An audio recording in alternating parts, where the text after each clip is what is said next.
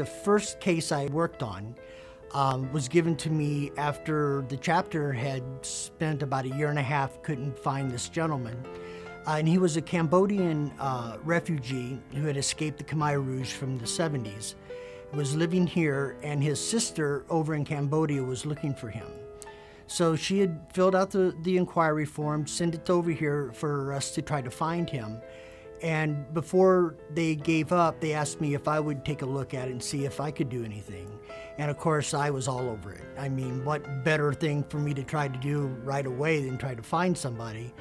And so I spent 3 weeks looking for this gentleman, and I'll never forget the day I was sitting at home and the phone rang, and my wife answers the phone, and she hears this guy say, "Is Mr. Mike there?"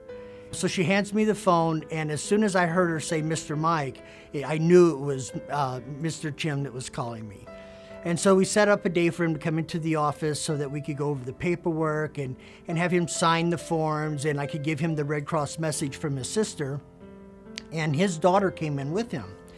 And she tells me that after he got off the phone with me, she looked around for her father and couldn't find him anywhere. And so she finally went upstairs and saw that he was sitting on the side of the bed, his head in his hands, crying because he had never even knew that his sister had made it through the turmoil going over in Cambodia at the time. So he was just so happy that he didn't know what to do with himself. And so we went through by giving him the information, took a picture of him to send back as a Red Cross message, and thought that that was it. You know, we were done with it. Well, then the day before Christmas, my phone rings again. And Mr. Chim's on the phone going, Mr. Mike, I gotta tell you something. And I'm going, okay, Mr. Chim, what's wrong? And he goes, I just talked to my sister, and she found my other brother that I thought had been executed, and he's alive, and I got to talk to him too.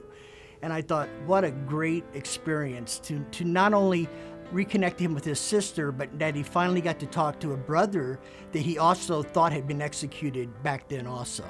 So the day before Christmas, you know, I got to have this as a Christmas present, plus he got to have this experience himself. And so that's one thing that'll stick with me, you know, for the rest of my life, actually.